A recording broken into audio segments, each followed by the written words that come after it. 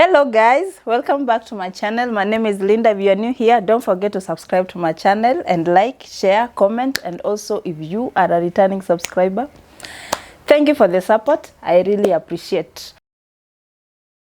So Jennifer Pan was born in 1986, and she had a sibling who went by the name Felix, and Felix was born 3 years later, which was in 1989. Her parents, who went by the name Han Pan, the father now, and the mother Beach Pan. Let me say Beach in a Kaviba. Big Pan. They were Vietnamese, and it said that the father came to Canada because of I don't know, it's like he ran away from something, kind of war or something. That's when he met Big, who had also come back from Vietnam, and these two people clicked, and it is said that this happened in 1979. That's when they came to Canada. They gave birth to these two beautiful angels who went by the name Jennifer Pan and the other one Felix Pan. So these parents really worked their ass off, like walikuwa wana work hard. They worked hard because I think we also understand, even as we are here in Kenya, when you are in the up country and you come to Nairobi, you have to work extra hard. It's not as easy as a person who was born in Nairobi and raised in Nairobi. When you come from Ushago and here, you have to work extra hard. You have to try to mingle. It's so much on you than that person who was actually raised here. They worked in a manufacturing plant that worked with cars or spare parts and all that, and it was called Magnetic International, and they really worked their ass off, and they were really working and saving. Yani the person mwenye ana save every bit of coin, they really walijinyima, they sacrificed, they I don't know, they just I can see even they just what can I say, they even let's just say saving. So saving, they saved every bit of the coin they ever had. And when these kids were growing up, it is said that they were strict parents, like strict. And in the documentaries that I've read, it is said that they were tiger parents. Actually, this is the first time that I've heard of this word, that kuna kitu inaitwa tiger parents. And tiger parents is whereby you do what your parents want, or you leave the house. Like, it's strict. It's their way or the highway kind of living.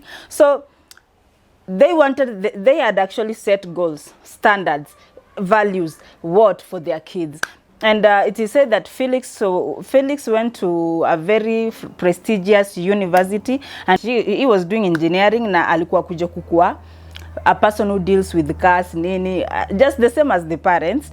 Jennifer Pan, on the other hand, she was also doing great, and she had a lot of co-curricular activities going on, like skating, you know, piano playing, and in classes she did very well. It reached a point, this girl will work, go to school, going to school, piano lessons, skating. Kafika point, they were supposed to go for a tournament that tournament ya skating and all that, but she teared a ligament. When she teared the ligament, now it was severe, so she stopped doing that skating sport, and it really hurt her, but haizi fanya because the leg had a problem. So she remained with the piano playing and school. So here she is doing well in school. Anatoka shule na anafanya piano lessons.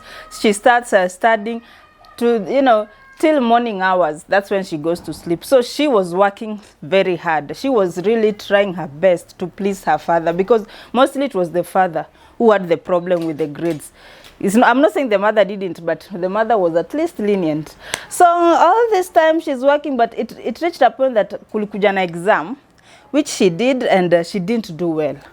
And she felt like she had no reason to work that hard and not pass. So she kind of threw away the blanket of kusoma acha ikae and all that. So she kind of, not that hakuwa anasoma, but iyo strictness, iyo urge, iyo kujiekea that I have to do well in school ilimtoka. And the parents never really got to know that alikuwa ameenda loan that and all that. So all this time amesoma ikafika ilifika around 11th grade. I don't know 11th grade in Canada, yes, but in Kenya I don't know 11th grade. I know it's high school, but I don't know at what level. So at 11th grade she was remember she's playing piano and she was in a school band, and kwa hapa kwa school band, you know, there were a lot of people, of course, band ni a lot of people. They were supposed to go for a trip really far. And when they went to this trip, it is said that she kind of had a panic attack when they were there. And by this panic attack, I mean, this is when now I heard that she had asthma, and na hii asthma ili erupt kwa hiyo panic attack because where she was, people were smoking. I have an asthma and I know how it feels kukamali kuna smoke, kukamali kuna dust. You know, I understand what I'm saying.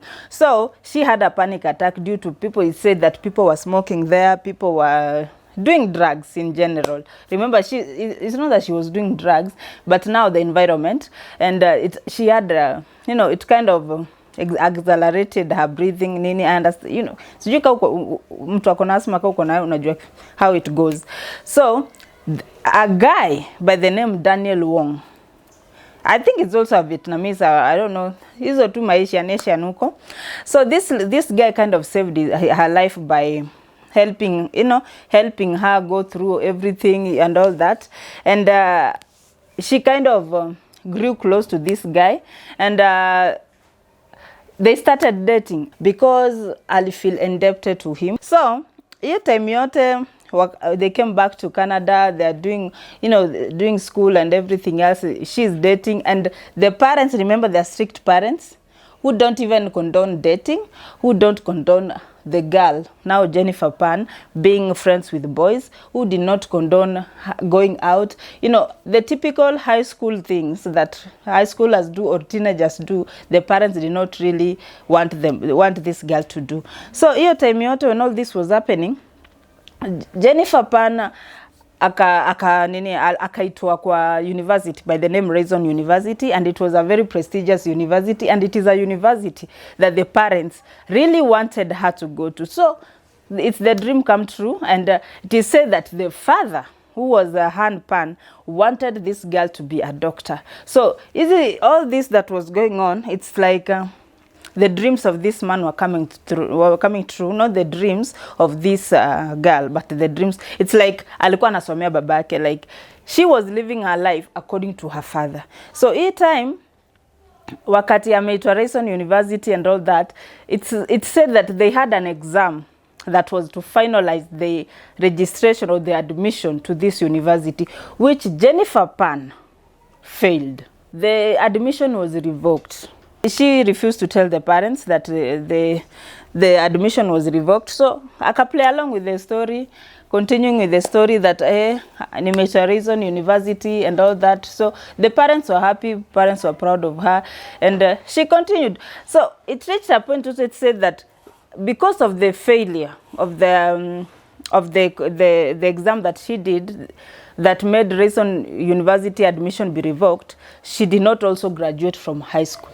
This one too, she did not tell the parents. Hii pia kusema, she did not tell the parents that she actually did not graduate, and she actually did not get an admission in Reason University. So all this time the parents are in the dark, knowing that their daughter has graduated and their daughter has also been registered or admitted in Reason University. And I hear that in the States, or maybe I don't know if it also happens in Canada, that if you are graduating, there's a thing that you wear a gown and you walk.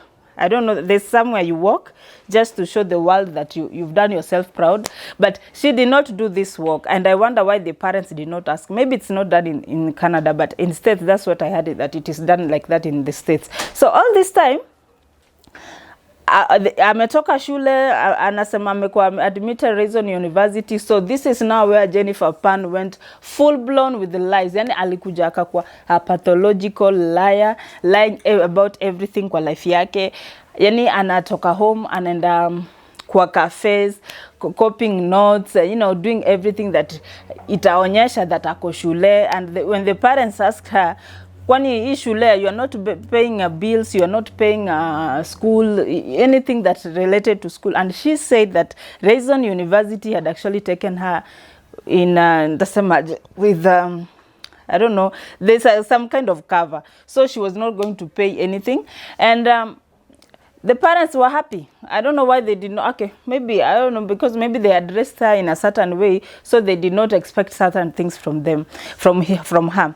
Each time she's going to cafes, taking notes, going even buying textbooks. Can you imagine, guys? Ananunua paka textbooks ya kushow she's going to school, and a copy notes. Guy, anaandika notes za kwa internet too, her writing and coming home, showing parents the notes, the parents being proud of her, happy that their daughter is finally going to be a doctor and all that. But within this time, the father, personality ya mtoto wako, you get to know it as the child grows.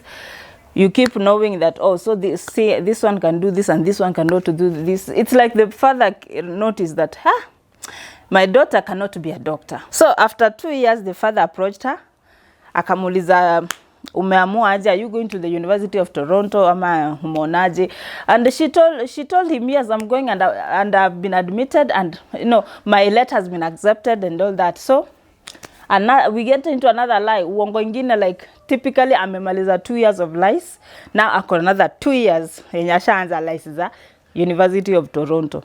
Now this lady, when alienda kwa this University of Toronto, she went to the parents, akawambia she's going to live with a friend because rafiki yake alikuwa anaishi karibu na shule, which is University of Toronto. So she told the parents, instead of me commuting from home to school, I'd rather live with my friend who lives near the school so that I can have an easy time studying. I mean, nani anaweza kata?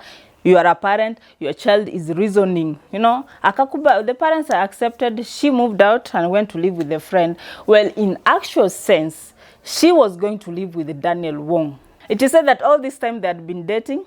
And remember, the parents have never met or even heard of such a name in the house. Apparently, Daniel Wong hakuwa na live alone. He lived with the parents.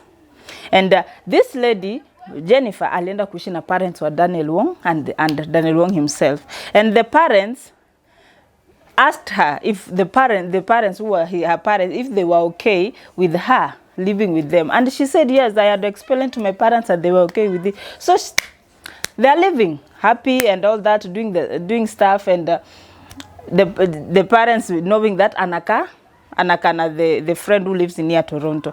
Now all this time when anasema Anaka Toronto, she used to go home visit and all that, and it reached a point she now told the parents, now she's not going to come back, she's not going to be coming home frequently because she had found a job at a lab, and she was going to assist in a child something where they had blood transfusion and all that. Kituka lab, and she was going to work there. So she had school, which is a lie. She had work, which was a lie. And she said that she's not going to be seen home frequently. But the parents never really had a problem with that.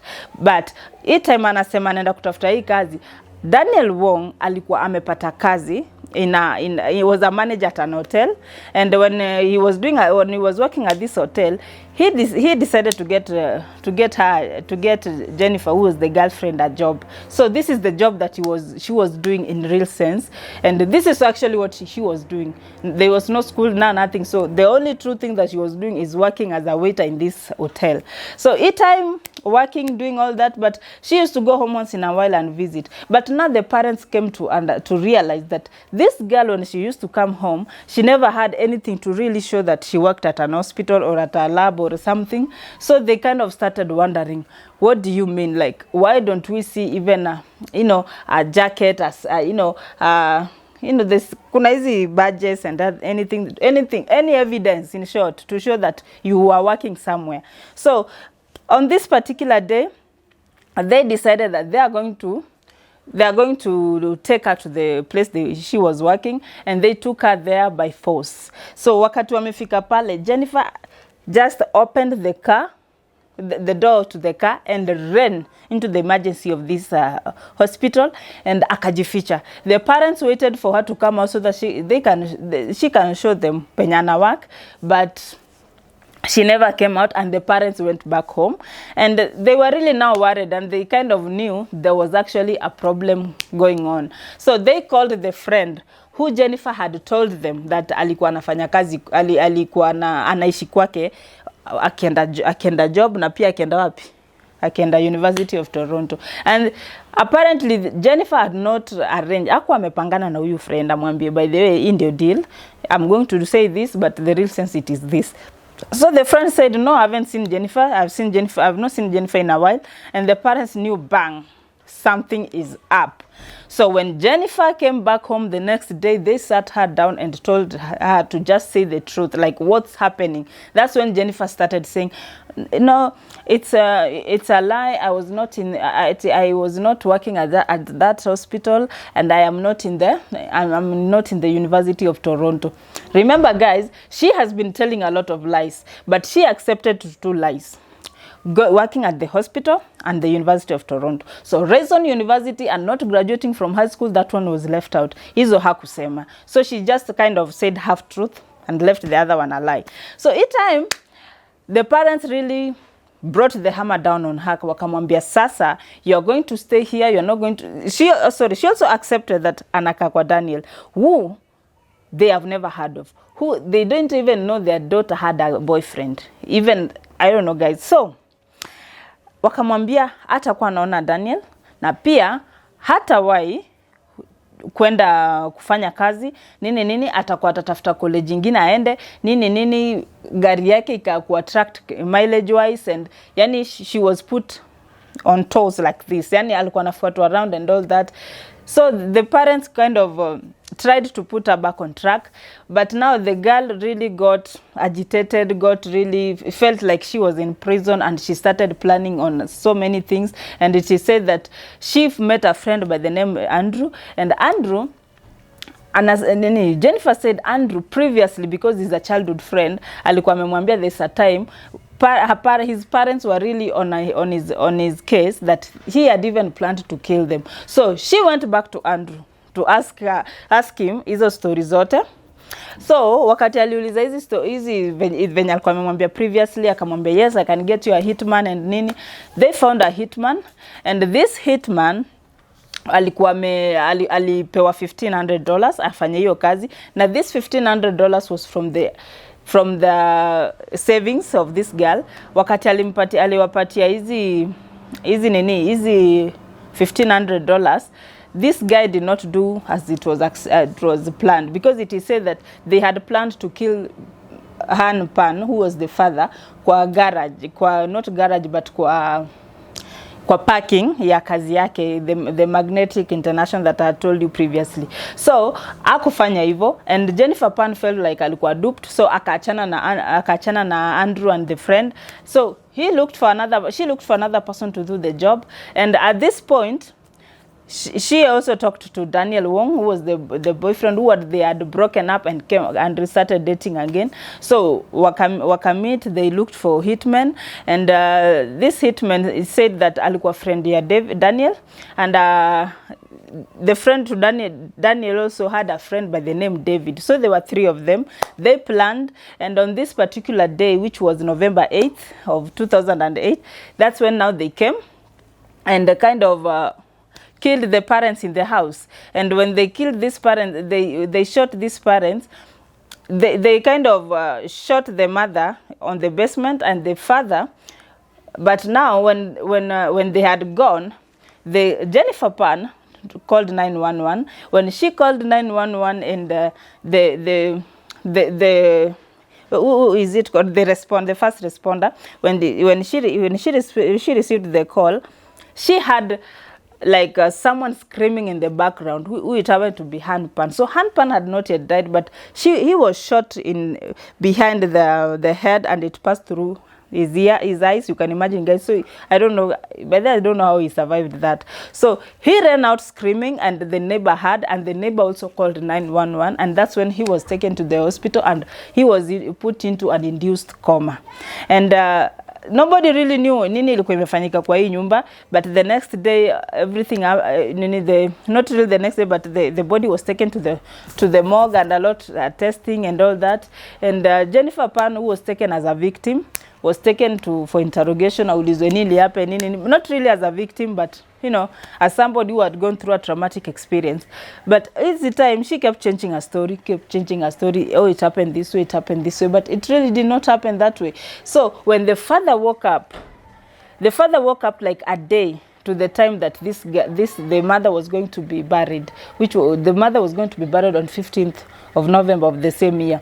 So she kind of was when this man woke up, he had remembered everything. As much as alikuwa so much, you know, damaged, you know, alikuwa na so much fractures kwa head and that, but alikuwa anakumbuka everything ilikuwa imehappen. But yeah, alikuwa anasema Jennifer Pan was walking around in the house with those people who had killed his wife and who almost killed him. And the police kind of had second thoughts about this girl, and they took her back to the interrogation. Sasa hapo ndiye alikubali akasema, yes, I hired these people, but not to kill my parents, but to kill me. And they kind of changed the story, and they decided to kill the parents. And the police didn't buy this story. So wakati the mother was going to be buried, the police in plain clothes walimfuata to the funeral. They just wanted to see her expressions, anabehave aje, you know. Wakapata ana hiyo remorse, ana hiyo feeling ya I've lost my parents, I've done this. And the police also said that they didn't believe this story because this house had a lot of valuables. They had two very classic cars, which was a Lexus and a Mercedes, but nobody took them, and the keys were in a plain sight. They had money stacked around the house. They did not take this money. They had these robbers or whoever they were did not come with a crowbar or something to come and like break into the house. So they already knew that the house is going to be open. So somebody inside had already arranged for it. So it means it was an inside job. So she was finally found guilty, and she was sentenced to life imprisonment, and with a parole in I think 30 years, and she's still in there. So guys, I'm really wondering, like, I know my parents were strict, but kufikiria to that extent of killing them, it's just out of this world. But able to try to sequence strict, but to make understand why we want them to do certain things, not just do it, but fanya hivi because nataka ifanyike hivi, ama usifanye hivi because hivi itafanyika. So thank you guys, don't forget to subscribe, don't forget to comment. Love you.